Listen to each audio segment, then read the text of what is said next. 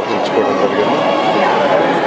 ప్రతి ఒక్కరూ ఆరోగ్యాలతో ఉండాలని, సకల ఐశ్వర్యాలతో ఉండాలని, ఆర్థికంగా అన్ని విధాలు వెనుకబడిన ఈ రాష్ట్రం గౌరవ ముఖ్యమంత్రి గారి ఆధ్వర్యంలో ఆర్థికంగా బలపడాలని, ప్రతి ఒక్కరి యొక్క ఆర్థిక పరిస్థితి మెరుగుపడాలని ఆ భగవంతుని ప్రార్థించుకోవడం జరిగింది.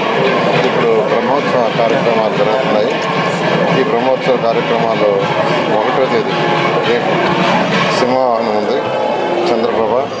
2వ తేదీ పల్లకి హనుమంత సేవ, 3వ తేదీ బంగారు గరుడు సేవ, పూలంగి సేవ.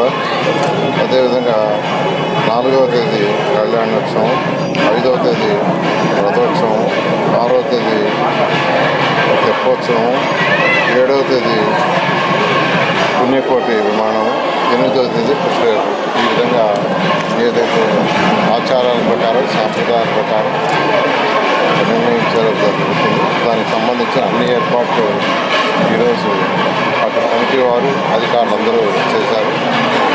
దానికి కావాల్సిన ఫెసిలిటీస్ ఏదైతే డ్రింకింగ్ వాటర్ కానీ, లేదా శానిటేషన్ కానీ, లైటింగ్స్ కానీ, అదేవిధంగా పోలీస్ శాఖ అందరితో కలిసి సమన్వయం చేశారు.